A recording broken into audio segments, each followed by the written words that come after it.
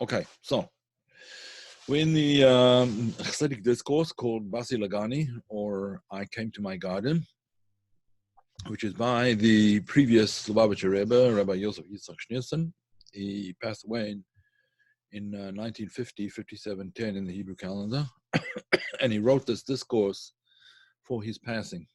Although he didn't let on that he knew that he was going to be passing, but he wrote this discourse laying out the program, so to speak, for the next 50 to 100 years or whatever it is.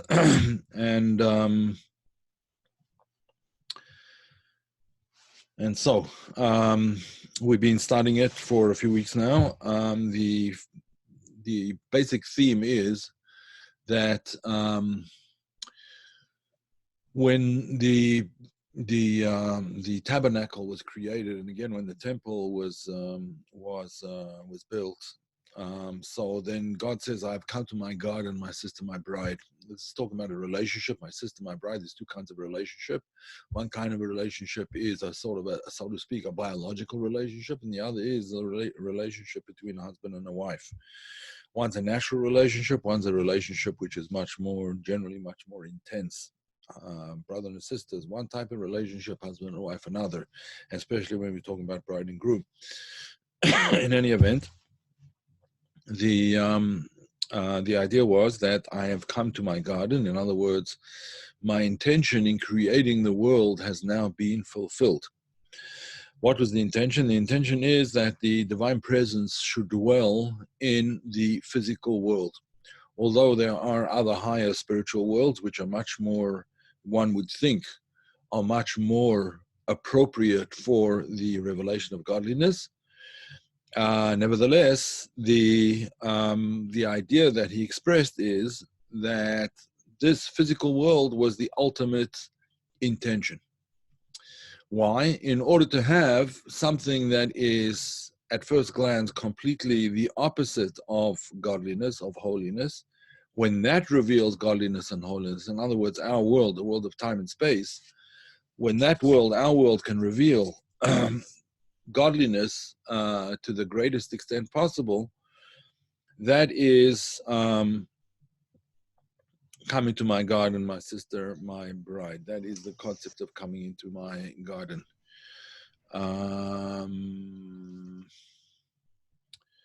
Just 1 second here. Yeah, okay. We now get to the third chapter, and the third chapter, just 1 second. The end of the previous chapter. Okay, do that.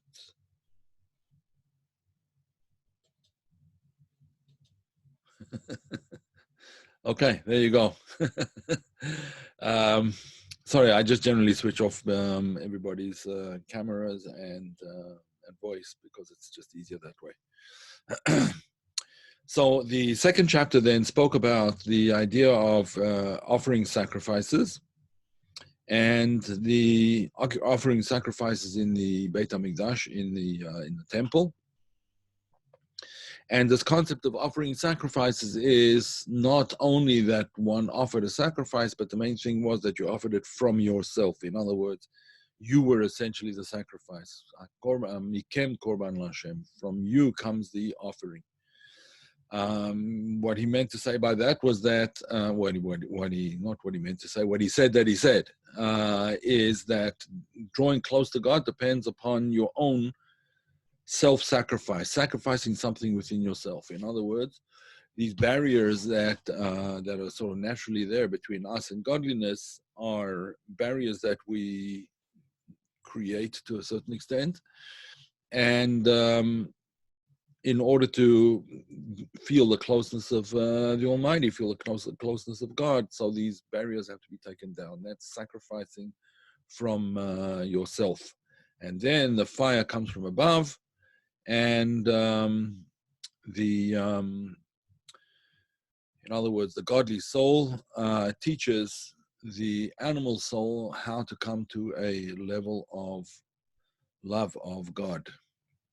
Okay, let's share screen, and we are, yep, here we go. Okay, everyone can see? Let me just make sure with this chat. Yeah, can everybody see? The end is in the beginning of much sacrifice going on with the virus. And that's true. We'll learn about the concept of the virus in this chapter. But I'm joking a little bit because the word for sin in Hebrew is called Avera, Averot in modern Hebrew, but in sort of chassidic Hebrew, the way it's pronounced is they say Avirus, like the virus, you know. So we'll see all about that shortly.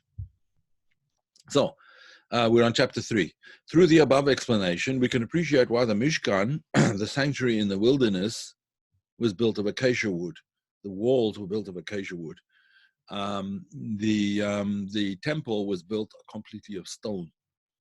The sanctuary in the desert that traveled around with him in the desert was built of 3 elements. All 3 elements of what's called domem, tzomech, and chai, inanimate, plant life, and animal life. The inanimate was gold and silver, primarily gold, and various other, but gold and silver, and various other inanimate objects that were there, like, for instance, the various stones that were used in the clothing of the high priest, the Choshen. So there was inanimate, and then the walls were made of acacia wood, upright, standing upright, and then it was covered over with animal skins, and that represented all 3 domains of life, all 3 domains of life.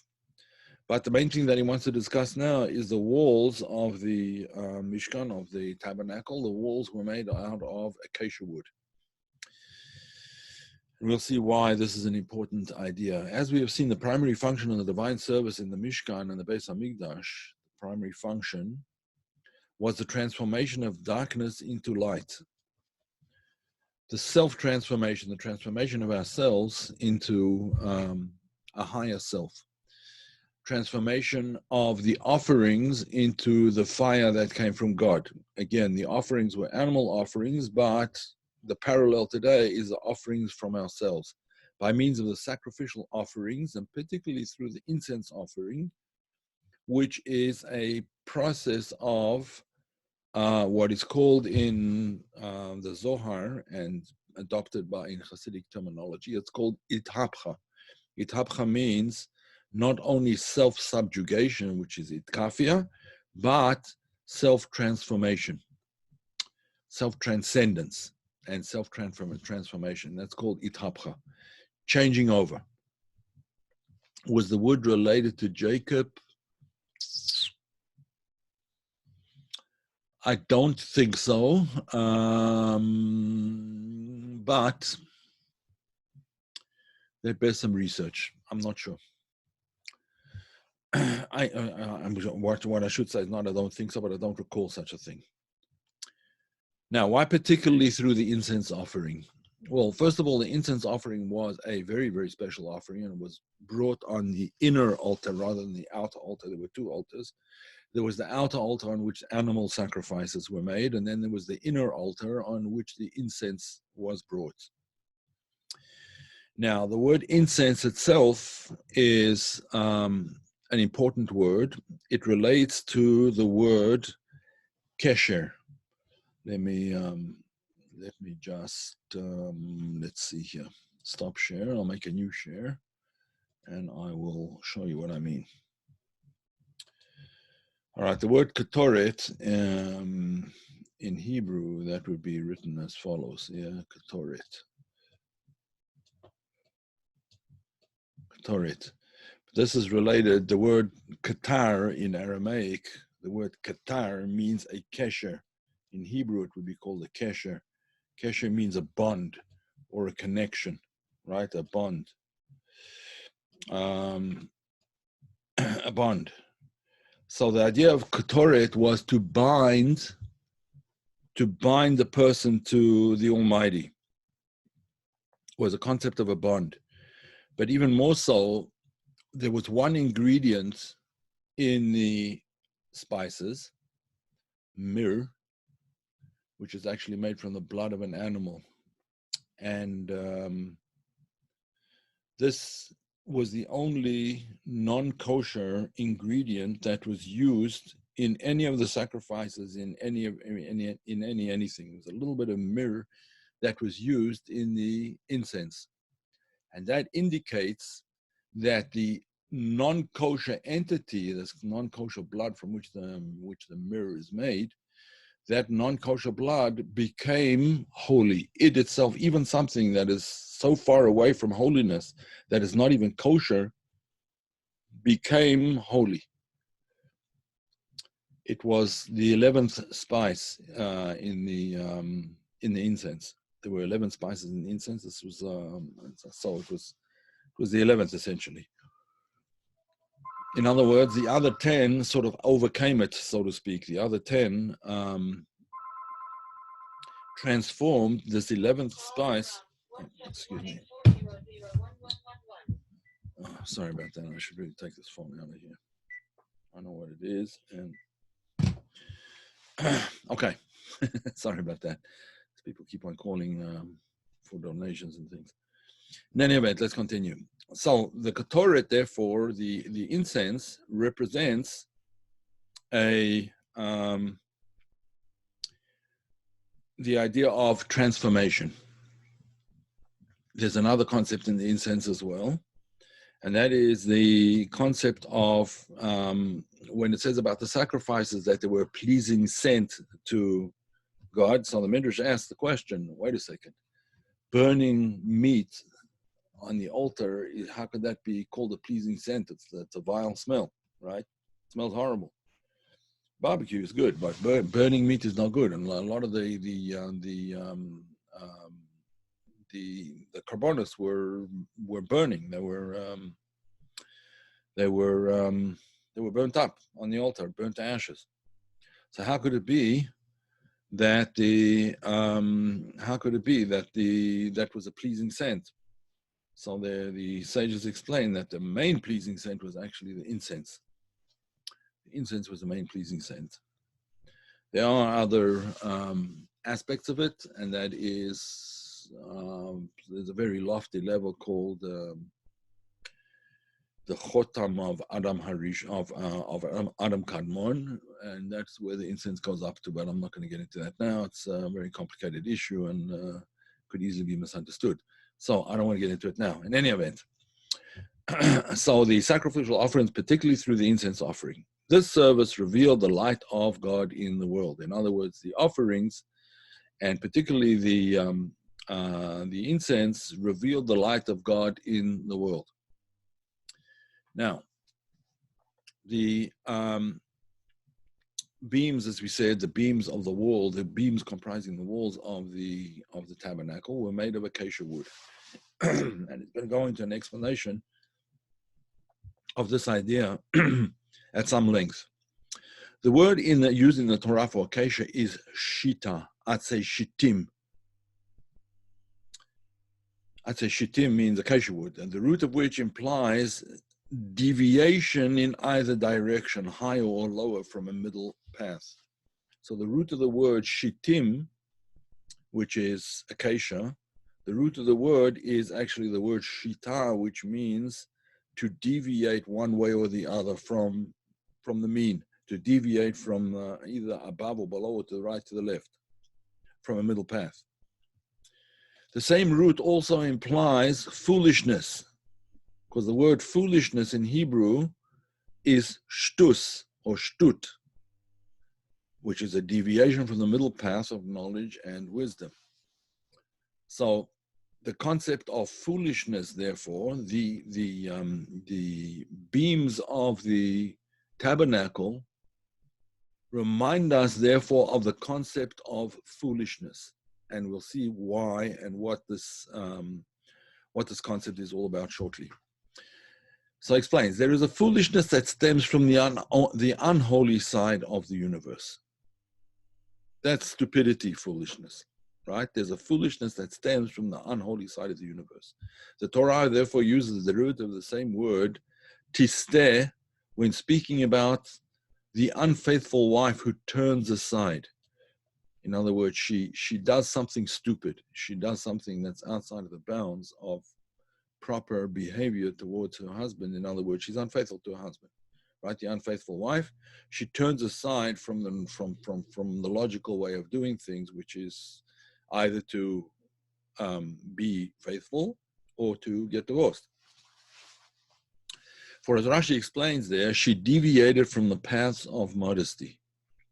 It wasn't just modesty. She did something that was a lot more than just not being modest. But the path of modesty, in other words, the path that most women take to be modest in their behavior towards other men.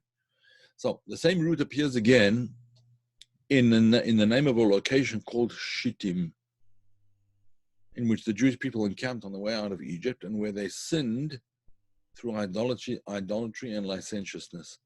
It was called Shittim ex post facto because they did something stupid there. Because they did something stupid, was called the valley of Shittim, the valley of stupidity, the valley of foolishness. So their conduct there is another instance of foolishness that stems from unholiness. Again, there's foolishness of unholiness, and we'll see soon that he's going to talk about the foolishness of holiness. We'll get there soon. In this vein, our sages comment on the above-mentioned wife who turns aside tisteh. No human commits a sin unless a spirit of folly enters into him. Shtus. In other words, a spirit of foolishness. A person will only sin out of foolishness, not out of awareness. The spirit of folly derives from klippah, from the unholy side of creation, and it covers over the truth. Now, let me just explain what the word klippah means. The word klippah really is best translated as a shell. What is this shell? So everything that exists, everything in existence, from an inanimate stone to the loftiest of angels, all of them have a spark of godliness within them, otherwise they wouldn't exist. However, this spark of godliness is encased, so to speak, in a physical form. It has in other words, you don't experience the godliness therein. A stone is a stone, right? You don't experience the godliness of the stone. If you know how to look, you can experience the godliness of the stone. If you know how to relate towards it. It says that the Arizal, Rabbi Yitzhak Luria, the famous Kabbalist from Safed in Tzfat, who's buried in Tzfat from the 1500s. So the Arizal was able to converse with trees. He was able to talk to trees. And Rabbi Chaim Vital says he was even able to talk. He was able to communicate. Obviously, talk is the wrong word. He was able to communicate even with inanimate objects. In other words, he could locate the essential spark of godliness within that thing, which brought it into being, which brought it into life. And he was able to communicate with that. But generally, for the rest of us, that spark of godliness is covered over. And the lower the thing, the more dense the covering is. To the extent that when you get unholiness, an unholy act, that covering is called klippah. It's a shell. It's not just a covering like a skin. It's actually a shell, a hard, coarse shell, like the shell of a tortoise kind of thing, thick and coarse, and completely conceals the kernel of godliness within. Okay, so the spirit of folly derives from the klippah, from that shell, from the unholy side of creation, and it covers over the truth. It is advisedly called a spirit of foolishness, of folly, just as the evil inclination is called an old and foolish king. It's a king because it rules over us, yeah? The evil inclination. What do you mean by the evil inclination? The evil inclination, better translated, would be the inclination to evil, the inclination towards evil. People have an inclination towards good. At the same time, they have an inclination towards evil. The struggle that goes on in every human being. Some struggle with it more than others. The whole subject is discussed in the work called Tanya, particularly in the first 2 chapters, discusses this, but then it goes on to tell you what to do about it. In other words, the structure is discussed in the first 2 chapters. So, over there, he calls it the animal soul, but the negative aspects of the animal soul are called the evil inclination, or the inclination to evil. Okay, it's called an old and foolish king because just like a king rules over you and you don't have any choice, you follow its dictates. So too, the evil inclination within us has become an old and foolish king. Old because it's there, it's there before the godly soul. The godly soul only comes into a person as he starts to mature. Traditionally, from the age of 12 for a girl and the age of 13 for a boy. The age of bat mitzvah and bar mitzvah. So you see, the girls are smarter for longer. I hope the men are taking note. 1 second, there are some comments in the chat here.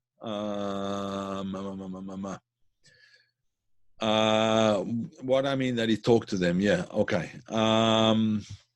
Oh, yes.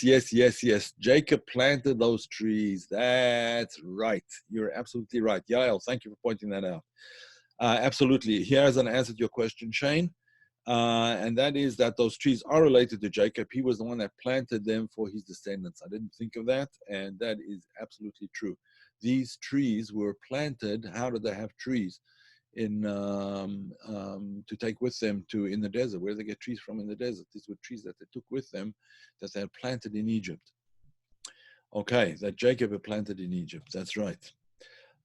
So you asked the question, how did he talk to them? Talking is the wrong expression. He communicated with them. How was he able to commune with them? If I were the Arizal, I would know that. I'm not the Arizal. I don't know. I don't know how he was able to commune with them. But for example, just think of the concept of telepathy a little bit, right? We know what telepathy is, whether you believe in it, you don't believe in it, doesn't matter. But there's you have some sort of empathetic resonance, let's call it. You resonate in empathy with something else, right? You resonate together. And in fact, that's the whole concept of harmonics in modern science. Is when 2 things resonate, they resonate together, and there's some fascinating things that come out as a result of that. For instance, in particle physics, I'm not a physicist, so just these things are a matter of interest to me. So I can tell you that there are mathematical proofs. Gödel and various others, Heisenberg's uncertainty present, Heisenberg and various others proved that when one particle that was together with another particle, when they separated, when this particle vibrates, one on the left, so to speak, vibrates, the one on the right vibrates as well, even if they are at 2 ends of the universe. Fascinating stuff. I don't want to go into it now because it's not our subject, but how did the Arizal communicate with things? He vibrated together with them. There was a certain resonance that he picked up. He was able to resonate with anything, basically anything in the universe, almost anything. He was able to resonate. And I don't mean it in the sense of physics, but he was able to sense the soul of that thing, the spark of divinity therein. Okay.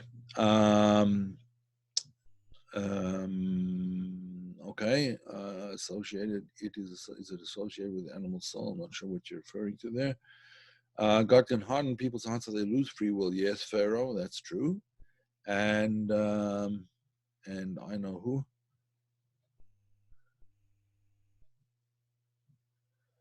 Must be talking about politicians or something. Uh, I don't know who the other person is, but yeah, Pharaoh lost his yes, and we see that with drug addicts, alcoholics. They lose their free will to a certain extent. They just can't control themselves. They can't. Yes, it's possible for. It's always possible to. They have to gin up their will to be able to. Um, to overcome their illness.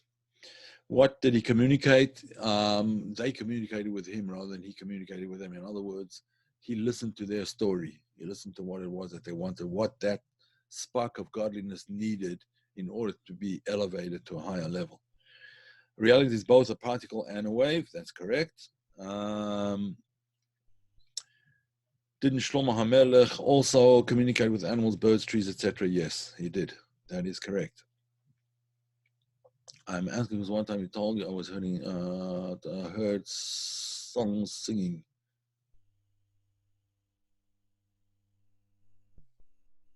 I think you misunderstood what I said. I didn't say that. I didn't say it was impossible. All right, we'll discuss it personally, maybe privately. Okay, wave has a probability distribution. That is correct. I see you have an interest in these things too. Maybe you're a professional in them, I don't know. But resonate can be interpreted a lot of different ways, correct? True. They cannot raise the sparks once they have no free choice, that is correct. The Hebrew name of a block of wood derived ingredient you mentioned in the Torah, we probably say it every morning in davening, more. It's called more. The blood-derived ingredient, more. More. Memvar Reish. Okay. Mirror in English.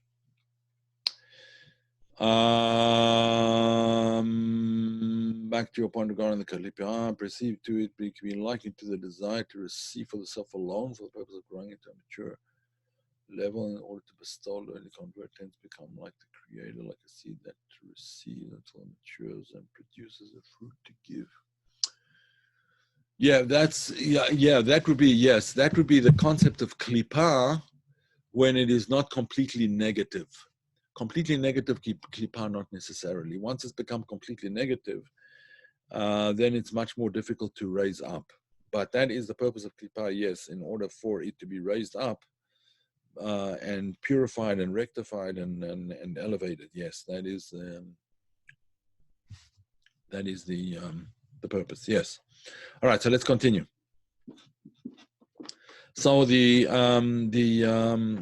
spirit of folly is the evil inclination, which is called an old and foolish king. Old because it's there before the spirit of holiness. The spirit of folly is older than the spirit of holiness. The unholy spirit of folly veils the revelation of divine light. It obscures the truth and the vitality of godliness. And our job is to make sure that it does not obscure. Okay, for godliness is both truth and life, as in the verse. Hashem is God, the true God, the living God. Okay, truth and life. Where there's life, there is truth, and where there's truth, there is life. There's actually a whole discussion of that amongst the sages, what the concept of truth is and how it relates to life. But suffice it to say that where there is truth and life, there's godliness. For this reason, the evil spirit of where you have a lack of truth, you have a lack of life and a lack of godliness. For this reason, the evil spirit of folly is called by the Kabbalists kalipa, like a peel or a shell that covers the fruit within.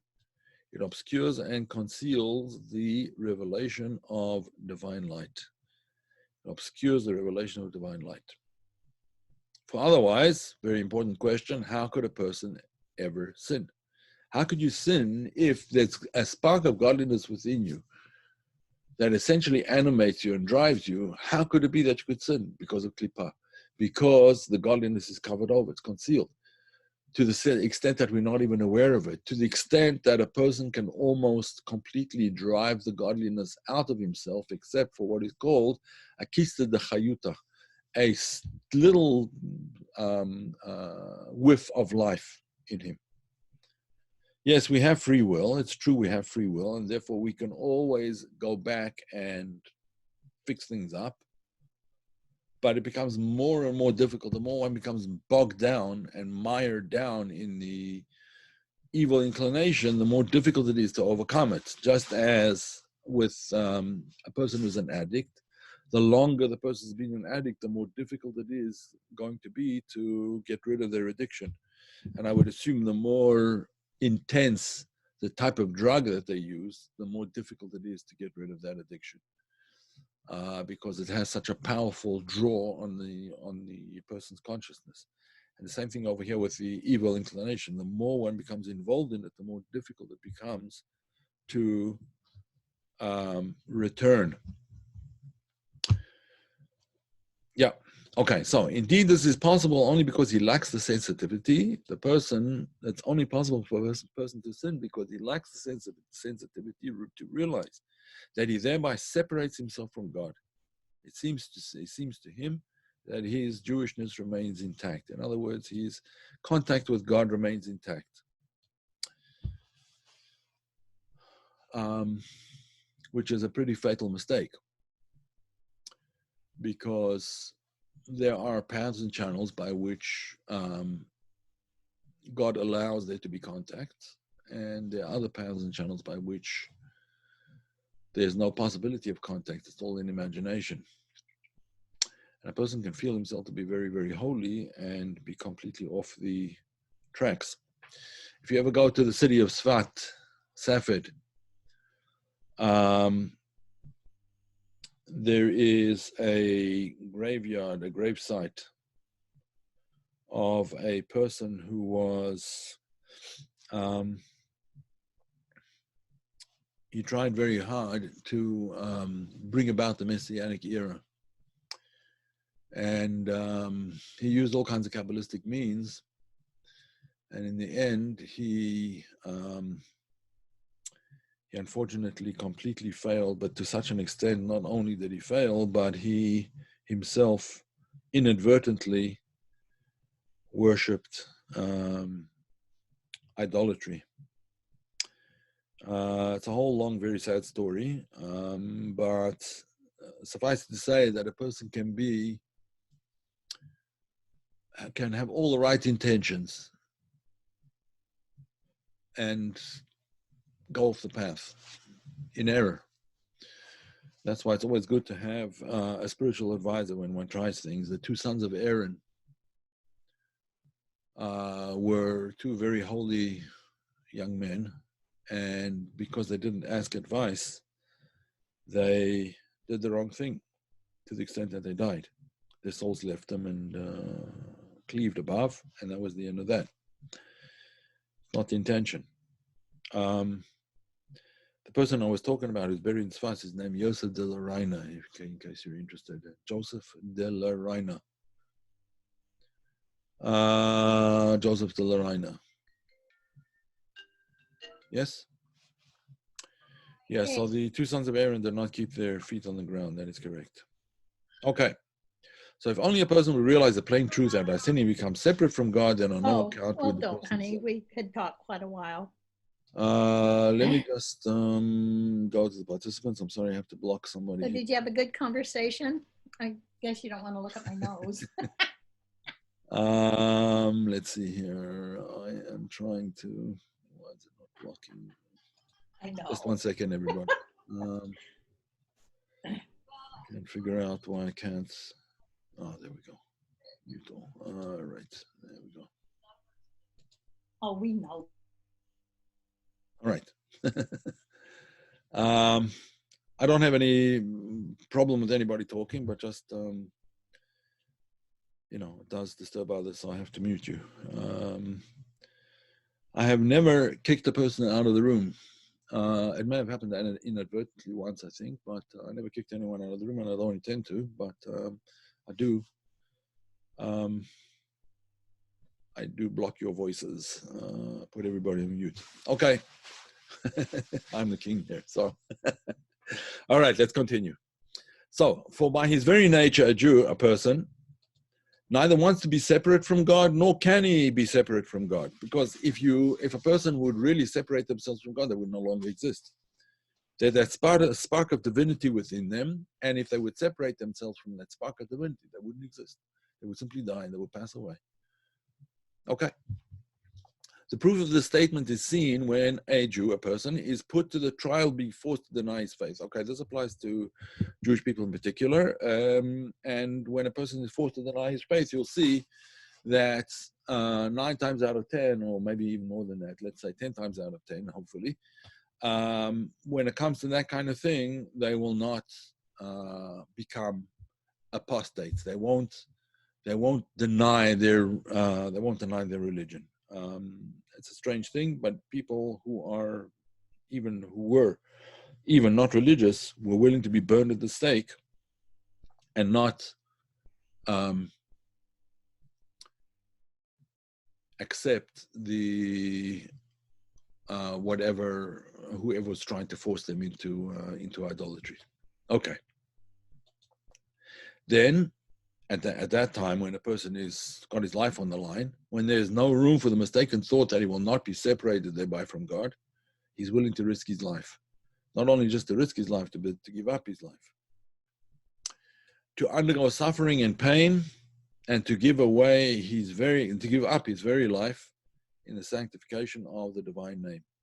And we see that this was in fact the case with many people who were not scholarly and not holy and not special and so on. But when it came to Shmad, Gzeira Shmad, a time when someone tried to force them to accept a foreign religion, they were willing to die rather than do that. And unfortunately, there were many such cases in history, many. Rabbi Akiva, there was many. Okay, this phenomenon is observable even at the lowest spiritual levels, the lowest levels of spiritual attainment. In other words, even with people who are not on the level of a tzaddik, a righteous person. Even the most light-minded, most sinful of Jews, we see that there's a point beyond which they won't go.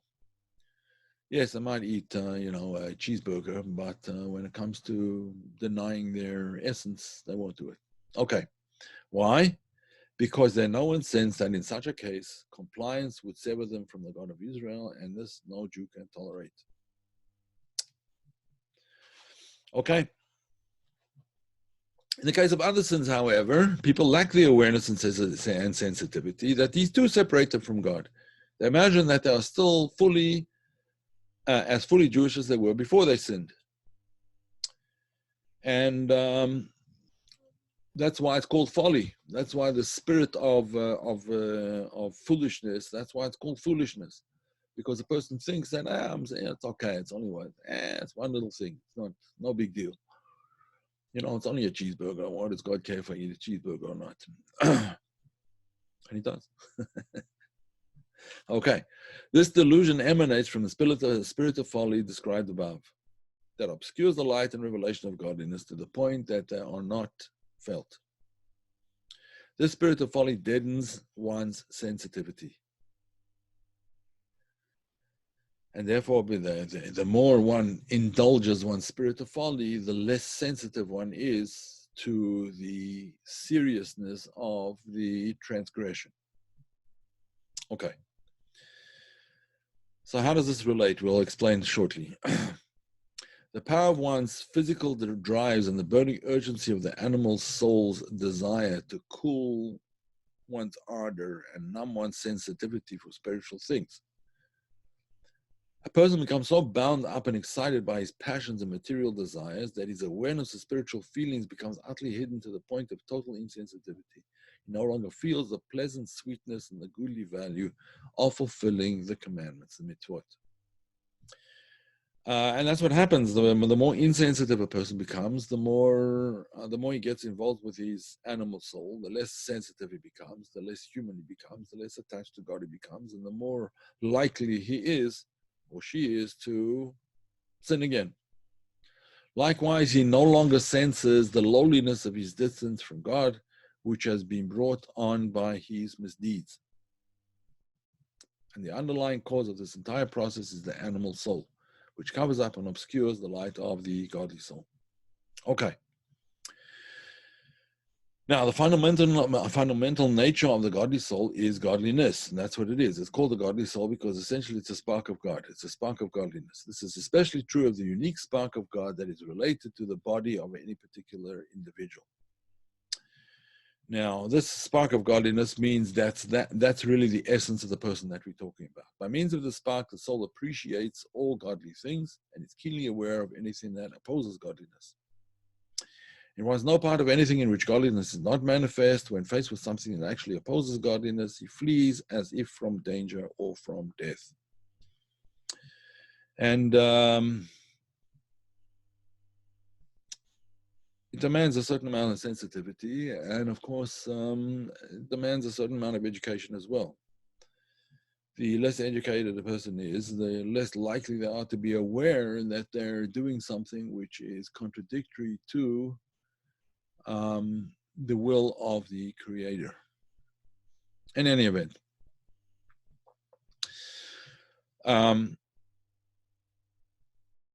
we'll soon find out what we could do about this. He's going to go into an explanation of this idea. Indeed, it is clear to the godly soul that spiritual death is much worse than physical death. Spiritual death is much worse than physical death. Why? Because physical death is only the death of the body. Spiritual death is the death of the soul, the death of the connection. Now, is it possible for a soul to completely die? It's possible to become cut off. Yes, it's possible to become cut off. Eventually, even a soul that's cut off will be brought back, but there's a lot of anguish that happens before it's brought back. Okay, so the only desire of the soul is to connect with godliness and to make vessels for godliness. However, the gross materiality and the self-assertiveness of the animal soul muzzle the spiritual taste of the godly soul. This is self-evident. Pleasure-seeking worldly enjoyment obscures one's sensitivity to godliness. And this is something important. This is something that we have to pay attention to. That pleasure-seeking, there's nothing wrong with enjoying yourself. There's a difference between one enjoying yourself and seeking pleasure. We see that when we say pleasure seeking, we mean like a really sort of decadent kind of pleasure seeking. There's always, room for certain pleasures. We're not necessarily an extraordinarily ascetic religion. The path of Kabbalah does demand a certain amount of self-control, but there is the time and the place to enjoy even physical things. But to be seeking pleasure, to be seeking enjoyment and arousal and that kind of thing on a constant basis, that obscures one's sensitivity to godliness. Indeed, in the Holy Tongue, the very word for world, olam, is related to the word for obscurity. Obscurity is the wrong translation. Obscureness, helam. To obscure things is to ma'alim, to obscureness, helam. Obscurity means sort of not known about. Well, they're related, but anyway, okay. This situation is the very opposite of the ultimate purpose for which the universe was created.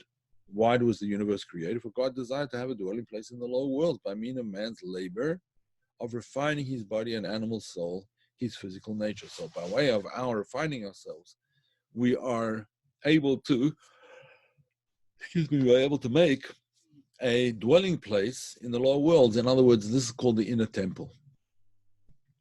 You're able to build the inner temple as a place for godliness, but it demands a constant and a constant awareness and proper behavior all along the way.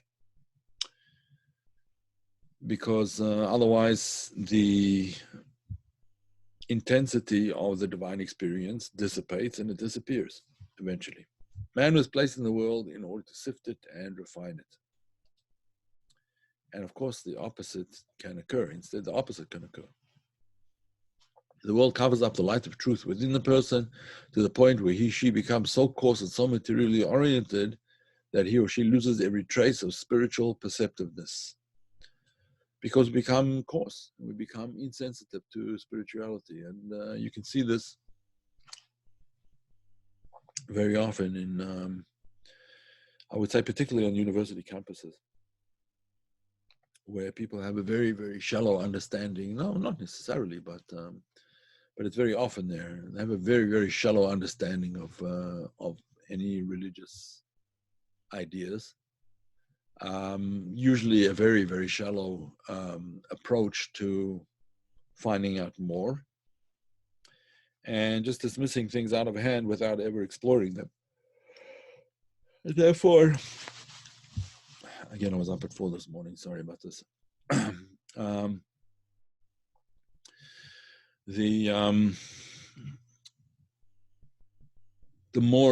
more insensitive one becomes to these things, the more one scoffs and mocks at religious precepts and so on, the more insensitive the person becomes, and the more he loses any trace and ability to be spiritual. This contrary course of behavior is brought about when a person is dominated by his animal soul, which is firmly fixed and rooted in worldly desires. That is its nature and its goal. It's not its fault, but that's just the way it is. That's the nature and the goal of the animal soul, to be rooted in worldly desires.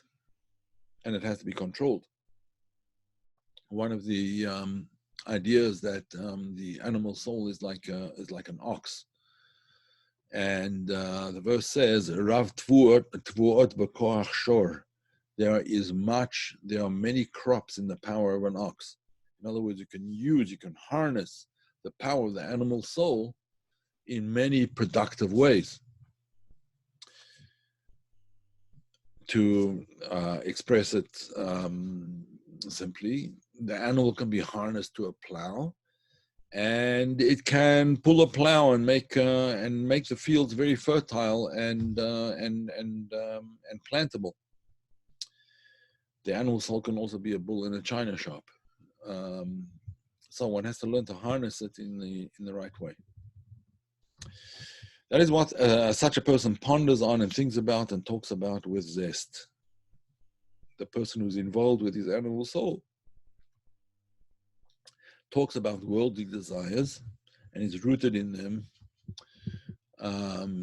And you can see that he or she gets a tremendous amount of enthusiasm from dealing with those things. Whereas when it comes to spiritual matters, they're kind of cool to it, if not worse, if not outright cold.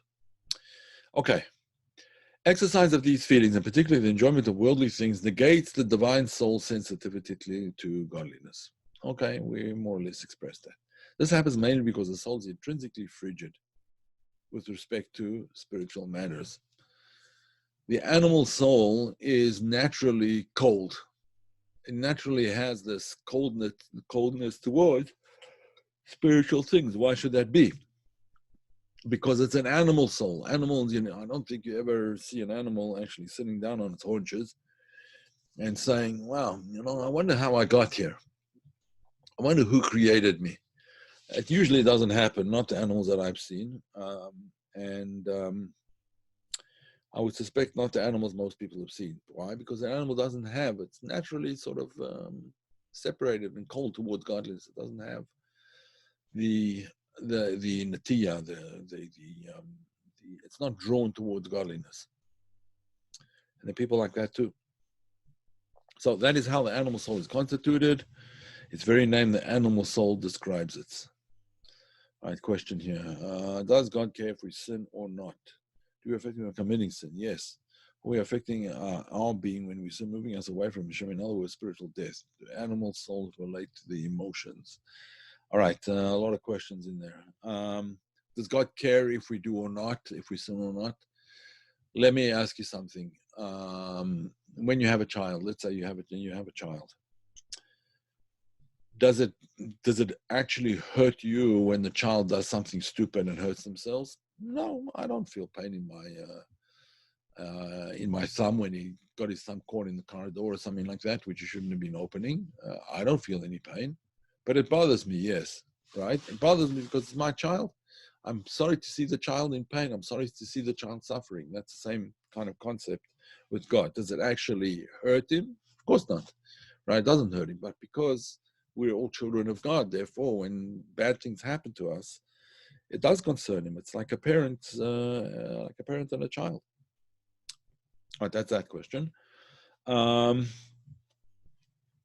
We are affecting ourselves when we sin. We're putting up a barrier between ourselves and the source of our true life. By moving us away from it, in other words, spiritual death, do animal souls relate to the emotions primarily? Primarily, animal souls are emotional. They're not rational. Animal soul is primarily emotional. It is not primarily rational. However, the animal soul, the rational mind, can be harnessed in trying to understand godliness. I was reading a story recently. The fifth Lubavitcher Rebbe, whose name was the Rebbe Rashab, once asked one of the great chassidim, one of his great disciples, he asked him for an explanation in a certain discourse, a certain very difficult discourse, chassidic discourse, in other words, a piece of chassidic learning, or how would you call it, an essay, I suppose. And he asked him for an explanation of it. And this particular, his disciple didn't answer. He asked for him in writing. They didn't live in the same city. He asked for it in writing. He sent him a letter, and he was expecting a letter back. He didn't get a letter back. Sometime later, a month later, he wrote him again. I didn't get an answer. And this person explained that he didn't want to answer because the Rebbe doesn't need my answer. He knows the answer himself. He doesn't need mine. So that the Rebbe Rashab told him, it's true, I don't need your answer, but I wanted to hear how the intellect resolves such an issue, how human intellect resolves such a thing, resolves such a question.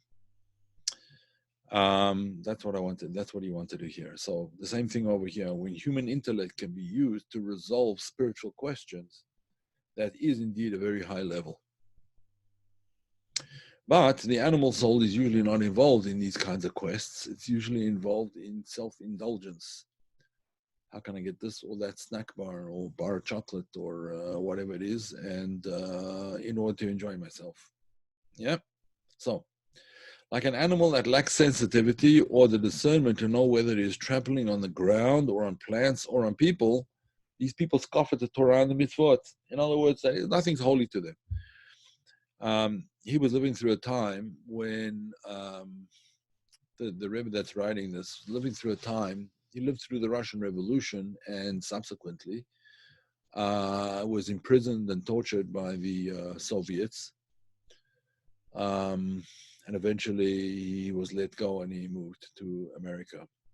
So he knew what he was talking about when he spoke about those who mock and scoff at the Torah, at the Bible. He had to deal with these kinds of people, and these kinds of people were completely unscrupulous, very, very vicious, and didn't make a difference to them whether they trampled on other people or whether they trampled on the ground. Very unpleasant, and unpleasant is a nice word for them. Very undeserving people, let's put it that way. Okay.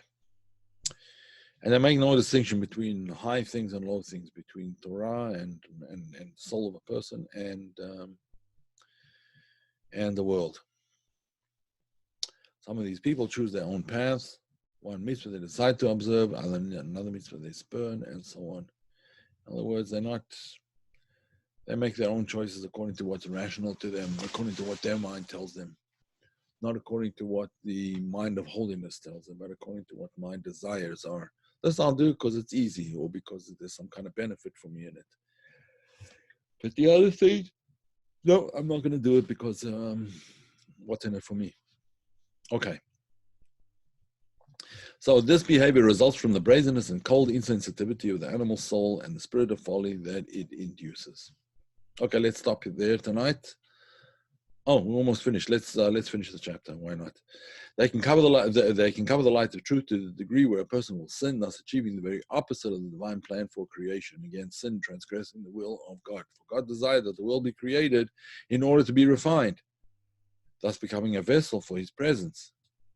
That's what He wanted. But the animal soul does exactly the opposite. Instead, the animal soul affects the exact opposite. The world is not only left unrefined and unpurified, which is what God put us here for, but it serves more to cover the light of truth. So moreover, to cover the light of truth. That's the spirit of folly of the animal soul causes the truth to be hidden, to be concealed. Okay, this chapter explains how the spirit of folly, one's powerful desires, the animal soul in its entirety, obscure the truth, dulling one's sensitivity to godliness, one's appreciation of the value of the mitzvot, the commandments, and one's awareness of the loneliness of being separate from the mitzvot and separate from God. Okay, so we'll continue in 2 weeks. This coming week, there will not be a class because this coming week is the holiday of Shavuot, the festival of receiving the Torah, and it's a full Jewish festival, and therefore we will not have a class, but the week after that, God willing, we will. Okay, folks, any questions?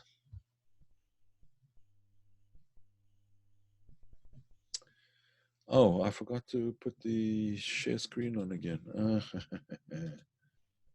All right, sorry about that. Anyway, that's where we finished. We finished with the summary. All right, someone should have said something.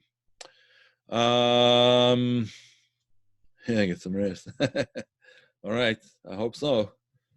All right, Shabbat Shalom to everybody, and thank you again, and we will be in touch next time around. Bye now. Amen, amen. Yeah.